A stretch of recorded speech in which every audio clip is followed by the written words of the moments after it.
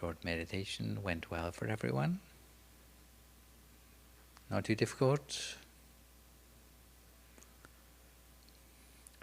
Normally do a little bit of a show of hands just to give you some idea how to maybe define your own success in meditation. Want to try? 3 simple questions.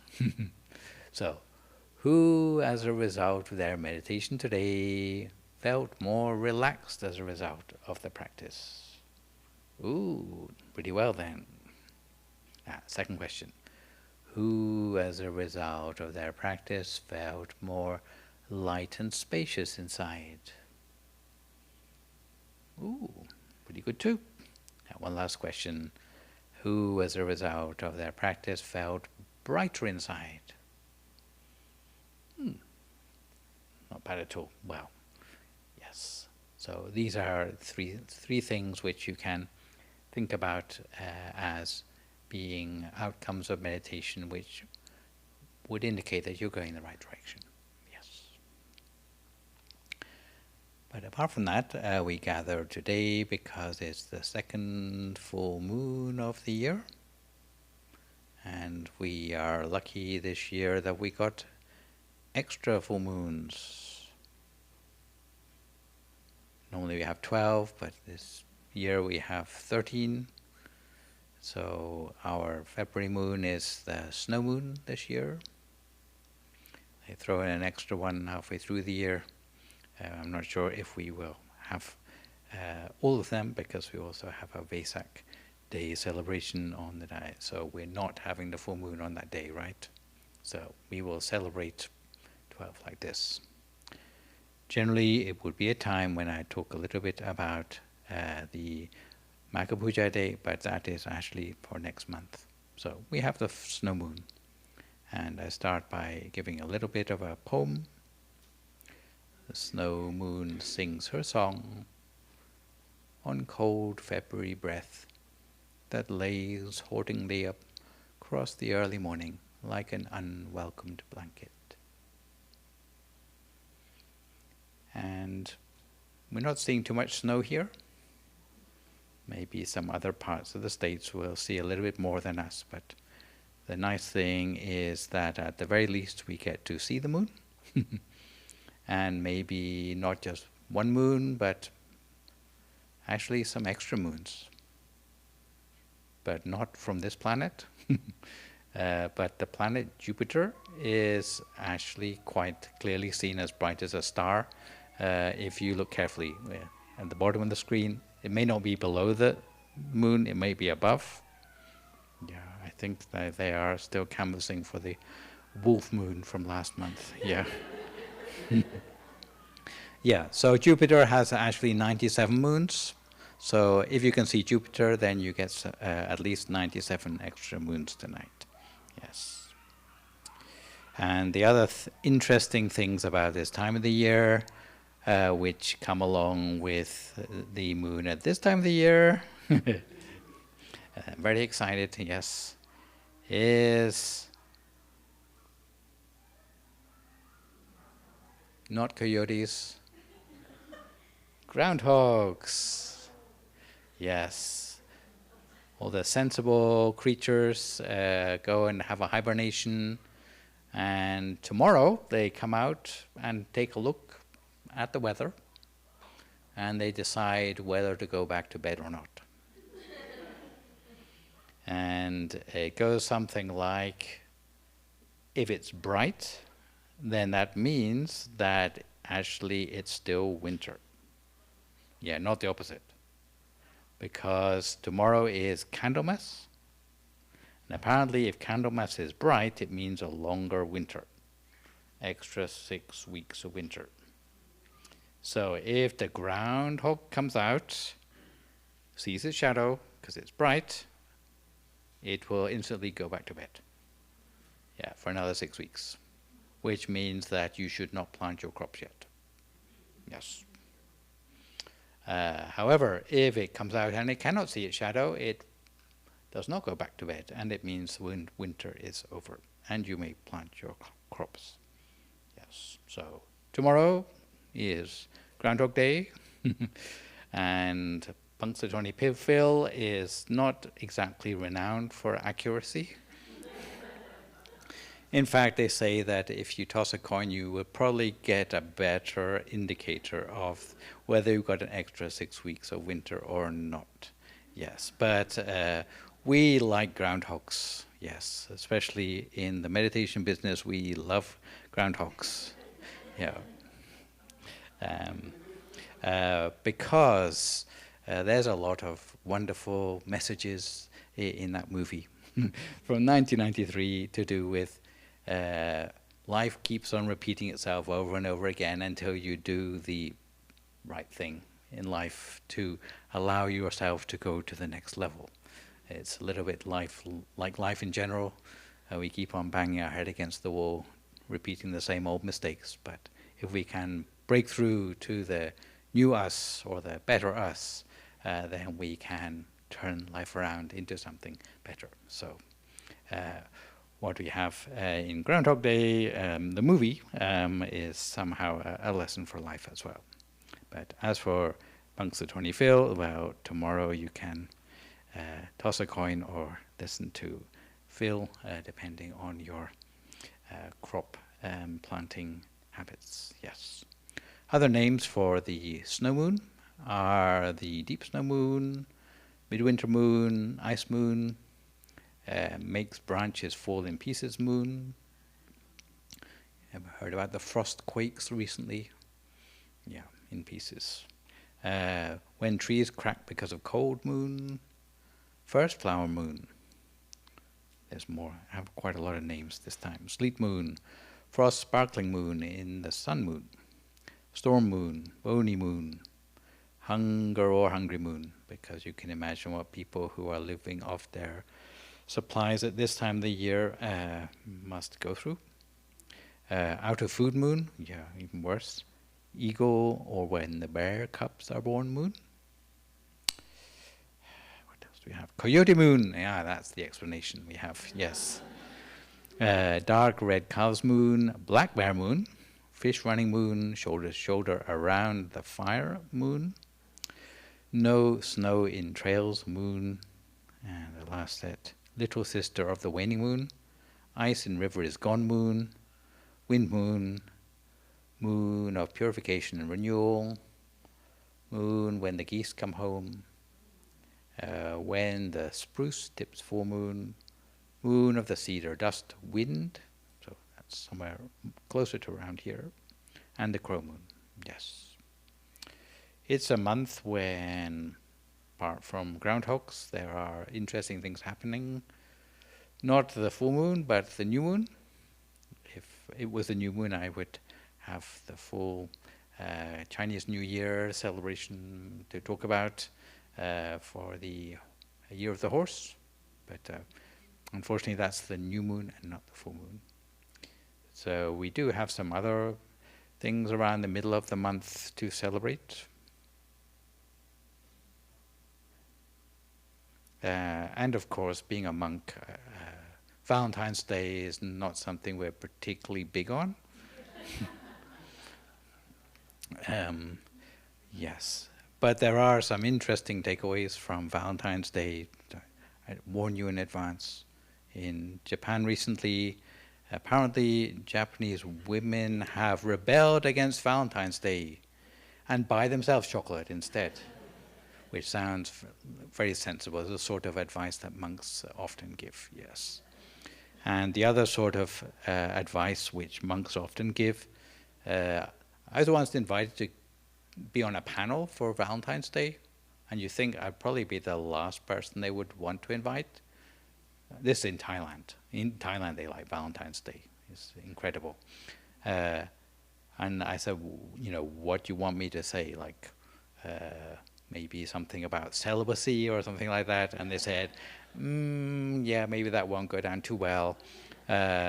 So they said the thing that the monks can talk about is if you want to be in love, then love yourself truly.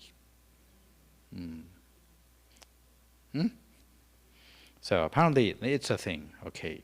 To love yourself, truly love yourself, is to finally discover the essence of personal courage, self-respect, integrity, and self-esteem. These are the qualities of grace that come directly from a soul with stamina. And be yourself, love yourself, transform your life. Because unless you love yourself, why would you want to spend time working on yourself spiritually? Yes. Not only that, ways to truly love yourself is to remember who you are, truly. And self-love is not selfish. You cannot truly love another until you can love yourself. And little one from the Buddha said, if you truly love yourself, you could not hurt another.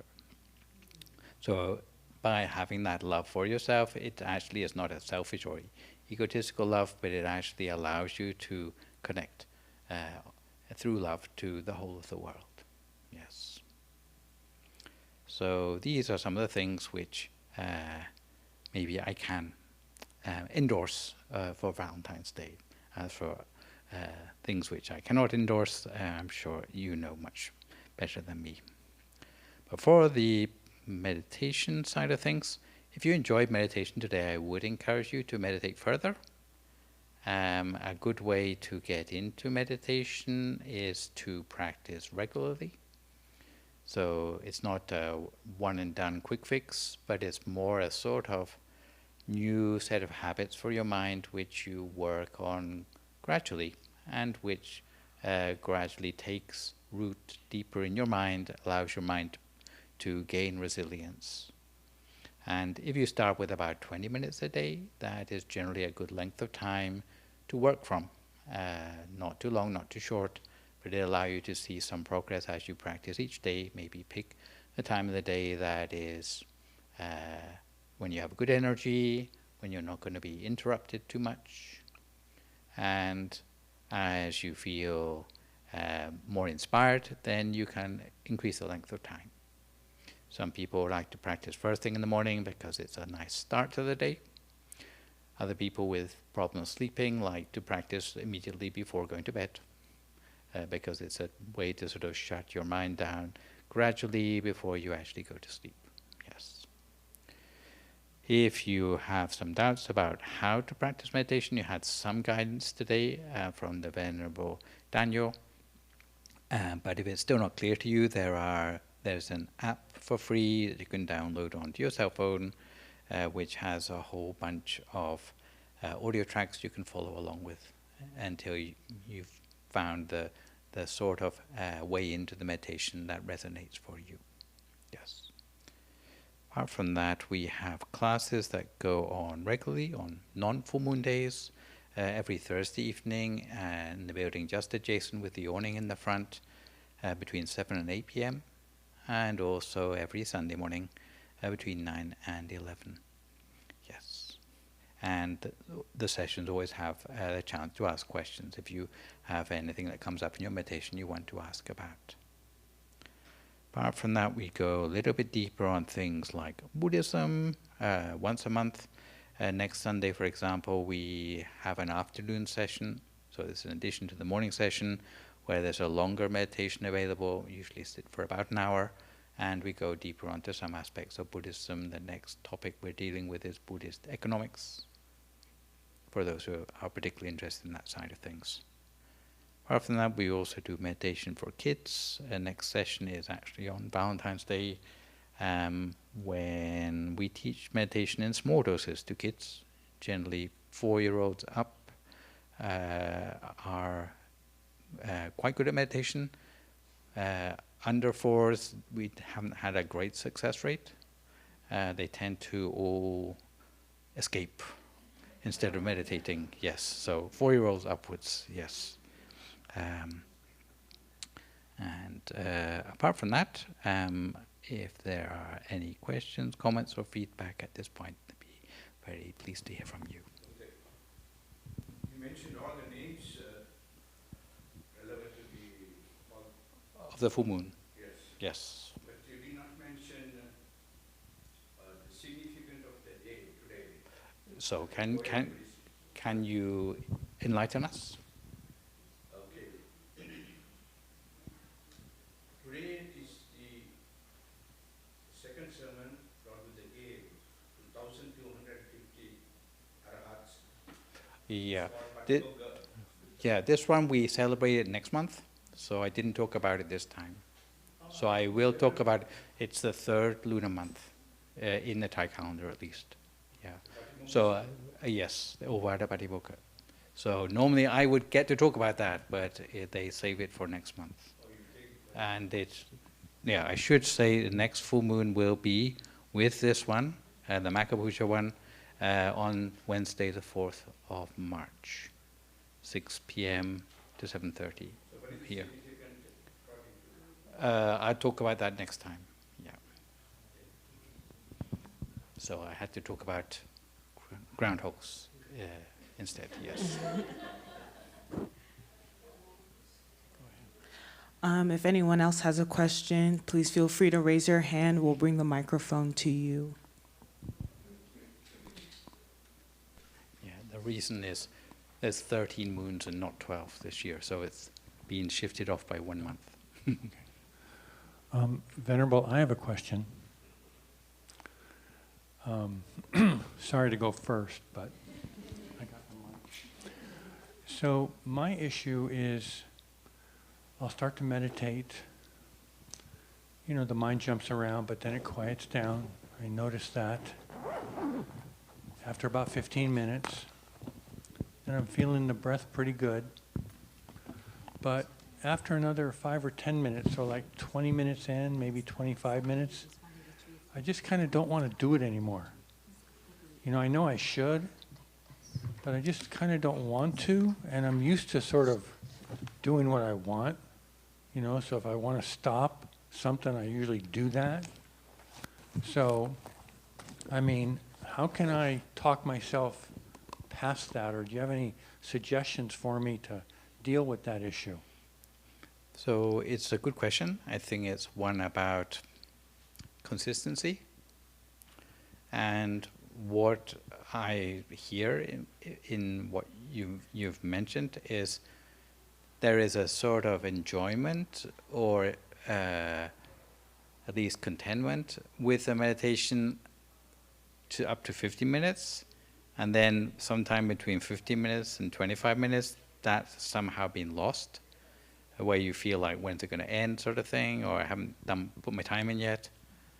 So if you observe very carefully between the 15-minute mark and the 25-minute mark, it may be that you need to adjust. That's what the Venerable Jackie was saying about the readjustment thing. Adjust, maybe it's the way that you place the mind or notice the breath. Maybe you need to do it more gently, or maybe unwittingly you've turned up the force or something in that 10-minute period in a way that you've lost the sense of enjoyment from the practice. And really the art of meditation is in what can we do to adjust so that that sense of joy with the meditation continues for much longer. And it may be that you need to make small adjustments, maybe it's posture, maybe it's something else, in order to keep that good feeling going. And if you can manage to do that, then actually the meditation will be able to go a lot further and deeper. So it's a question of readjustment. And for every individual person, of course, that's going to be different. But generally, it's about getting that sense of balance and not losing the sense of balance. And if all else fails, then, as the Venerable Jackie said in the beginning, you may need to reset and not without feeling that you're losing time. Yeah.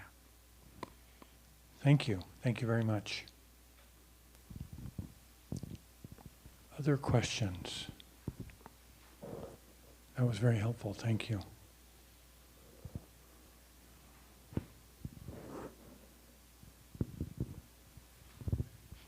And if it's like an embarrassing question or one you're not sure about, I will be around afterwards if people do want to color me on one-on-one. Yeah. For the talking point, just could you explain the difference between Samatha Bhavana and Vipassana Bhavana? So, to try to put that in like layman's terms, as a meditation progresses, there is a sense in which it gets deeper. So just now I've talked about more relaxed, more spacious, brighter. Really, these are features of a beginning stage of meditation where you feel your mind is coalescing and uniting more within yourself. And to use the technical terms that Dr. Sunil was talking about, this would be called the features which you can use to almost measure the degree of your calm of the mind, which in Buddhist technical terms is known as samatha meditation. But although this is feels good for us, may even feel therapeutic for us, it's not considered to be the end point of meditation, because if you have a very still, unified mind, you can use that as a platform to go deeper towards something known as wisdom, self-knowledge, things which go beyond just feeling good, but it would actually take you to a place where you can understand the nature of yourself as you really are, to gain self-knowledge. And sometimes this is known as vipassana or insight aspect of meditation. Generally speaking, it's considered that to accurately understand yourself, you need to start from a place where your mind is still, where you have gone beyond thoughts, so that you are seeing yourself clearly, rather than just thinking about how you might be. So it's not to do with concepts, but it's to do with letting the mind go deeper and to perceive how you really are on a deeper level. And that would be known as insight meditation or vipassana. So some meditation schools believe that it's a different method which you switch over to at a certain point in your practice. So that you would practice one thing to get your mind to be calm, and then later on when your mind is calm, you do something different. But within the tradition I practice, generally it's seen that the two go hand in hand, whereby as the mind gets calmer, you are able to perceive more clearly automatically. It's almost like if you've got a camera and you're holding it with a steady hand, then you get clearer pictures. And the mind would work in much the same way. But often it's explained as like two aspects of the same process: the calming of the mind, and then the calm mind allowing more wisdom or insight to arise as your mind becomes more powerful. So I guess that's how I would explain it. On top of that, Bhante, have you heard about the research which has been done in Germany and US regarding the pineal glands, the effect on pineal glands using meditation? I'm not aware of that one, no.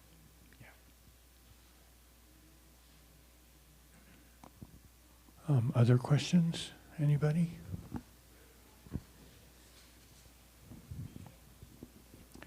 So I guess we would come to an end there. Okay. But with the proviso that if there are unanswered questions, I'm around, yes. Well, thank you, Venerable Nicholas. As our program is coming to an end, I would invite everybody to give Venerable Daniel and Venerable Nicholas here our warmest thanks and pay respect by bowing 3 times in your seat. Bow, bow, bow. If you would like to come cultivate inner peace with us again, you can do so every Sunday morning from 9 to 11 a.m., Thursday evening from 7 to 8 p.m., or our next full moon meditation on Wednesday, March 4th, 2026. Please visit our website, www.peacepointmeditation.org, for more information, or you can check out some of the flyers that we were explaining earlier. This also has the information there. With that, we would like to thank you for joining us this evening.